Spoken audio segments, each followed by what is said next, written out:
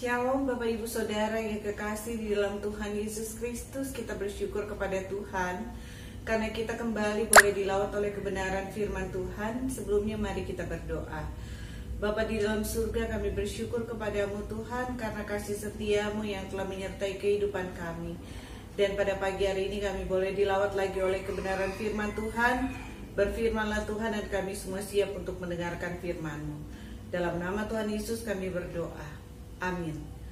Bapak Ibu Saudara yang kekasih di dalam Tuhan Yesus Kristus, pada hari Minggu ini kita memperingati sebagai Minggu Transfigurasi.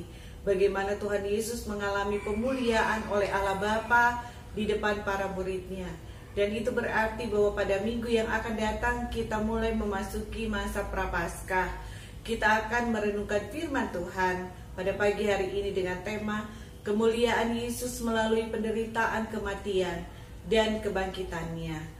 Bapak Ibu Saudara yang kekasih dalam Tuhan Yesus, kita akan membaca firman Tuhan dari Markus pasal 9 ayat yang kedua sampai dengan ayat yang ke-13.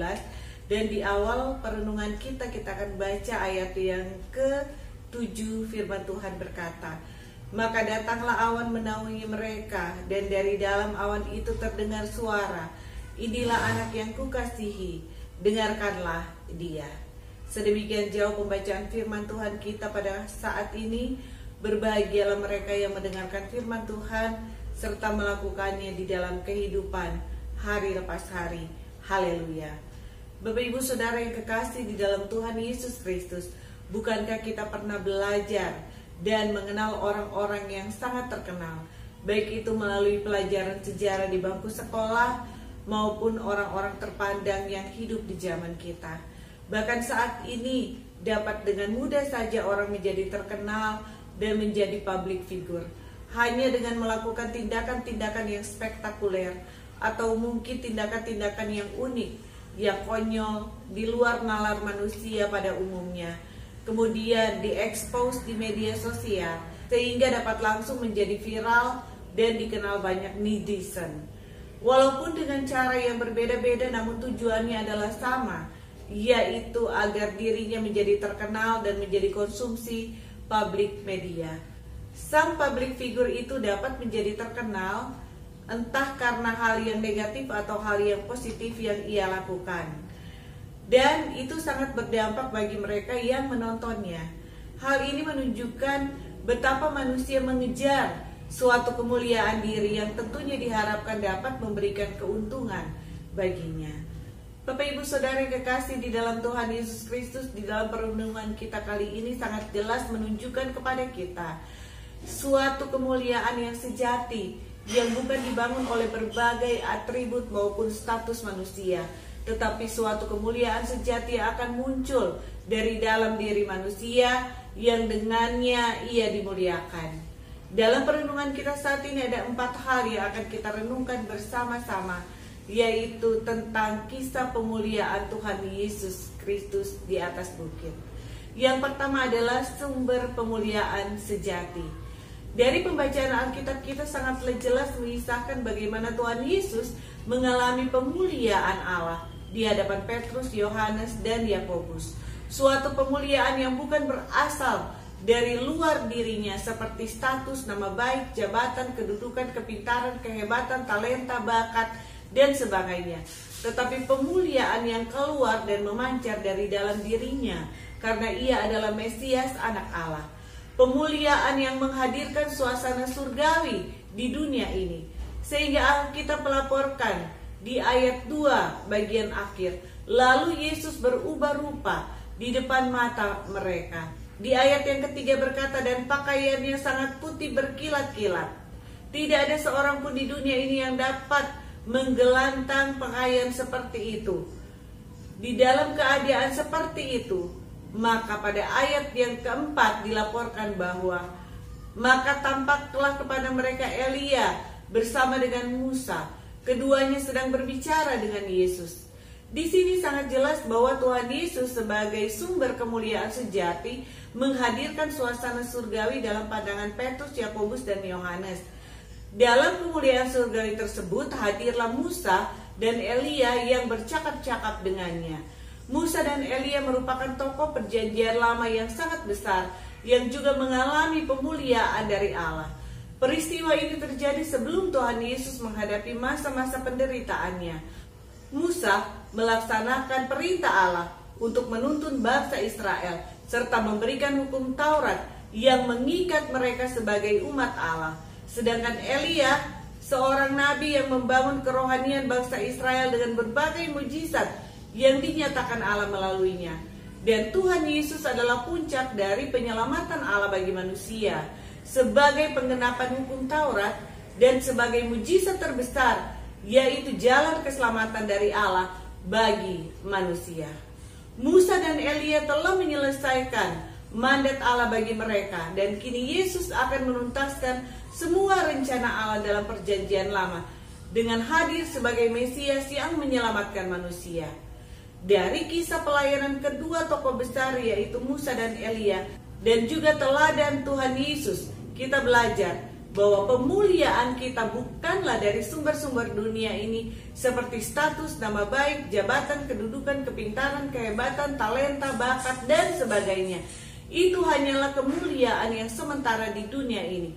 Namun pemuliaan yang sejati hanya berasal dari anugerah Allah semata, yang keluar dari dalam diri orang percaya dan oleh kuasa Roh Kudus kemudian memancar menjadi kesaksian yang akan memuliakan nama Allah. Diri kita bukanlah tujuan kemuliaan, tetapi diri kita merupakan sarana pemuliaan Allah. Kegagalan iblis sebagai malaikat Allah adalah ketika ia menjadikan dirinya sebagai tujuan kemuliaan dan bukan sebagai sarana pemuliaan Allah. Karena itu marilah kita membangun diri kita semakin hari menjadi sarana pemuliaan Allah yang semakin memancarkan kemuliaan Allah. Yang kedua adalah penyataan Allah akan pemuliaannya. Di ayat yang kelima sampai dengan ayat yang ke-8 dikatakan, kata Petrus kepada Yesus, "Rabi, betapa bahagianya kami berada di tempat ini.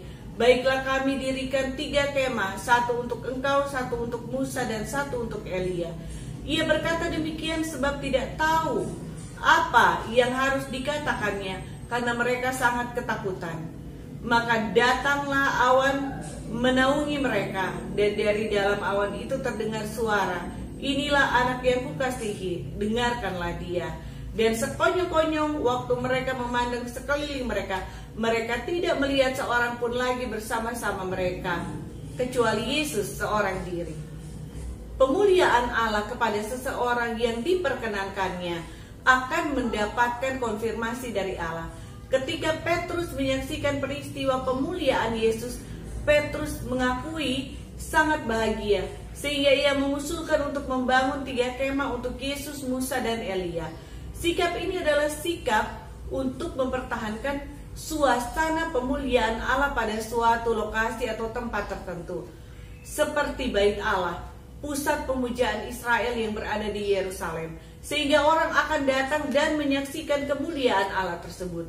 Namun Allah ingin menunjukkan kepada mereka bahwa kemuliaan Allah bukanlah terletak pada suatu jenis atau bentuk peribadatan, juga bukan bergantung dari seorang tokoh spiritual yang besar seperti Musa dan Elia, tetapi terletak pada suatu pribadi, yaitu Tuhan Yesus Kristus, dan juga terletak di dalam diri setiap orang percaya di mana Roh Kudus diam di dalamnya.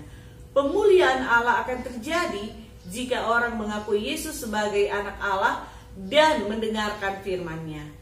Saat ini kita sedang menghadapi situasi yang tidak pernah kita bayangkan sebelumnya. Dan dari kondisi ini kita belajar bahwa pemuliaan Allah memang sungguh-sungguh bukan berasal dari sumber-sumber dunia ini. Bahkan kerohanian kita bukanlah bergantung dari hamba-hamba Tuhan yang besar, tetapi saat ini bergantung dari bagaimana kita berjuang menumbuhkan benih Injil yang ada di dalam hati kita. Bagaimana kita terus mengalami pemuliaan Allah meskipun sumber-sumber dunia ini terambil daripada kita. Bagaimana kita tetap merasakan suasana surgawi oleh kehadiran Yesus dimanapun kita berada, dan bukan bergantung dari tempat yang kita inginkan untuk kita berada seperti gedung gereja. Allah ingin menunjukkan kepada kita kemuliaan Allah bukanlah terletak pada suatu jenis dan bentuk dari suatu peribadatan, juga bukan bergantung dari seorang tokoh spiritual yang besar, tetapi terletak pada satu pribadi, yaitu pribadi Tuhan Yesus Kristus, dan terletak di dalam diri setiap orang percaya di mana Roh Kudus diam di dalamnya. Pemuliaan Allah akan terjadi jika setiap kita mengakui Yesus sebagai Tuhan dan Juru Selamat, mengakui Dia sebagai anak Allah di dalam sikap dan tindakan kita, serta mendengarkan firman-Nya. Allah mau agar kita mendengarkan penyataannya. Inilah anak yang kukasihi, dengarkanlah Dia, dan menjadikan Yesus sebagai teladan kehidupan kita, dan menjadikan apa yang kita teladani itu nyata melalui sikap hidup kita. Yang ketiga, Bapak Ibu Saudara, adalah waktu pemulihan Allah. Kita akan lihat di ayat yang ke-9 sampai dengan ayat yang ke-10. Demikian firman Tuhan. Pada waktu mereka turun dari gunung itu, Yesus berpesan kepada mereka supaya mereka jangan menceritakan kepada seorang pun apa yang telah mereka lihat sebelum Anak Manusia bangkit dari antara orang mati. Bapak Ibu Saudara, banyak orang yang ingin terkenal dengan cara-cara yang instan. Namun apapun yang diperoleh dengan cara yang instan akan berdampak buruk bagi orang yang menginginkannya. Paling tidak, kesiapan mental yang belum matang untuk mengalami misalnya ketenaran dapat membuat orang tidak bisa tahan menghadapi berbagai situasi dan kondisi yang berubah yang ia hadapi. Bapak Ibu Saudara, Tuhan Yesus berpesan kepada para murid yang menyertainya agar tidak menceritakan peristiwa yang dialami, karena saatnya belum tepat bagi para pendengar untuk menerima hal tersebut. Ada saat yang tepat justru mereka harus menceritakan semua kejadian yang mereka alami, yaitu ketika Tuhan Yesus telah disalibkan dan mati di atas kayu salib untuk menjawab maksud dari kondisi penyaliban Tuhan Yesus, dan berkaitan dengan rencana agung Allah bagi manusia. Pemuliaan Yesus bukan hanya saat di atas gunung bersama dengan Musa dan Elia, tetapi merupakan suatu paket dengan kematian dan kebangkitannya. Tujuan pemuliaan Yesus adalah pengorbanannya yang membawa keselamatan bagi manusia.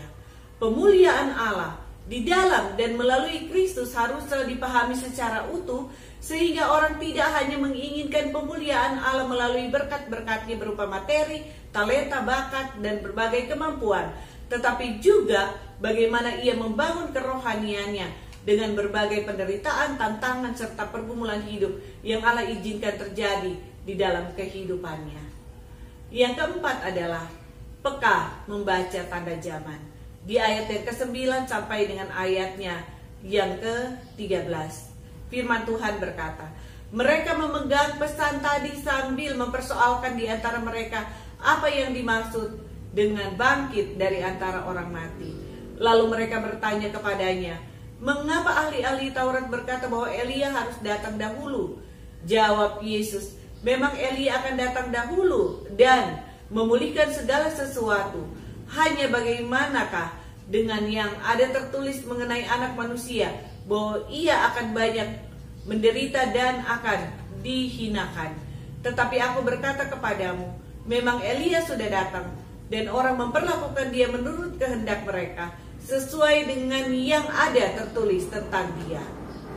Bapak Ibu Saudara yang kekasih di dalam Tuhan Yesus Kristus, Allah selalu bertindak sesuai dengan konteks yang terjadi saat itu. Bahkan Allah memakai berbagai situasi dan kondisi yang ada untuk memunculkan terang kemuliaannya melalui kehidupan orang percaya.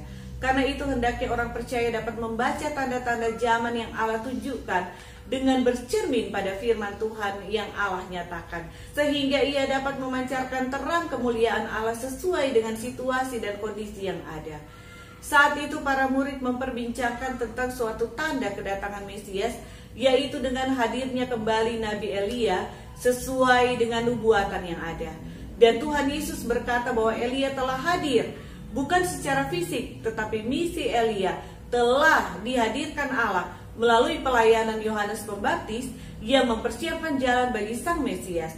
Namun orang-orang yang tidak memahami kehendak Allah dan tidak membaca tanda zaman yang diberikan Allah, menyia-nyiakan jalan atau sarana yang diberikan Allah untuk bertemu dengan Tuhan secara pribadi.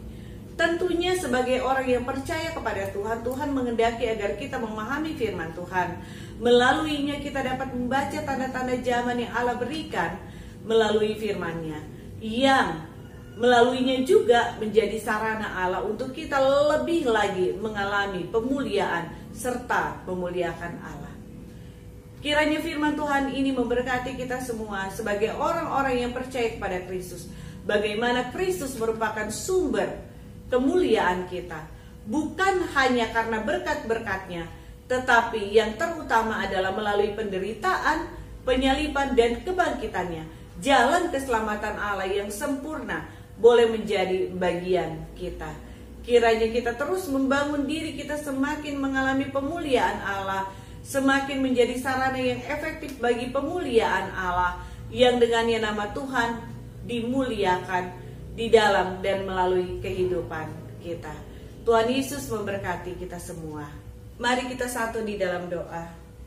Tuhan Yesus, kami bersyukur karena Tuhan telah menyelamatkan kehidupan kami. Bahkan lebih daripada itu, Tuhan menjadikan kami mulia dan berharga di hadapan-Mu. Kiranya kami semakin mengasihi Yesus serta dengar-dengaran akan firman-Nya. Kiranya kehidupan kami semakin memancarkan terang Kristus dan menjadi wujud penyataan Allah melalui sikap hidup kami. Kiranya terang pemuliaan Allah makin nyata di dalam dan melalui kehidupan kami. Terima kasih Tuhan Yesus. Tuhan, kami terus berdoa untuk bangsa dan negara kami. Kiranya kasih sayang dan pertolongan Tuhan dapat dirasakan senantiasa oleh bangsa dan negara kami Indonesia yang masih tetap berada di dalam pandemi karena penyebaran virus COVID-19 ini. Kiranya Tuhan senantiasa menganugerahkan kedamaian dan kesejahteraan bagi bangsa kami. Berkati pemerintah kami dengan hikmat-Mu agar dapat menjalankan roda pemerintahan bangsa kami dengan bijaksana. Kami berdoa untuk keluarga besar Gereja Kristus Bandung. Kiranya Tuhan senantiasa memberkati pelayanan serta persekutuan kami Tuhan. Cukupkan segala kebutuhan kami. Karuniakan kesehatan, sukacita, serta damai sejahtera bagi kami senantiasa. Yang lemah Tuhan kuatkan, yang sakit Tuhan sembuhkan, yang dalam pergumulan Tuhan tolong, dan berikan jalan keluar. Tuhan, kami berdoa untuk persembahan yang akan kami bawa di hadapan-Mu. Kiranya Tuhan memberkati, boleh terus menopang pelayanan gereja kami, sehingga kami boleh bersama bergandengan tangan, bertumbuh secara rohani. Inilah doa kami Tuhan, yang kami bawa di dalam nama Tuhan Yesus yang sudah mengajar kami berdoa. Bapa kami dalam surga, dikuduskanlah nama-Mu, datanglah kerajaan-Mu, jadilah kehendak-Mu di bumi seperti di surga. Berikanlah kami pada hari ini makanan kami yang secukupnya, dan ampunilah kesalahan kami, seperti kami sudah mengampuni orang yang bersalah kepada kami. Dan janganlah masukkan kami ke dalam pencobaan, tetapi lepaskanlah kami daripada yang jahat. Karena Engkau yang punya kerajaan, kuasa dan kemuliaan sampai selama-lamanya. Amin.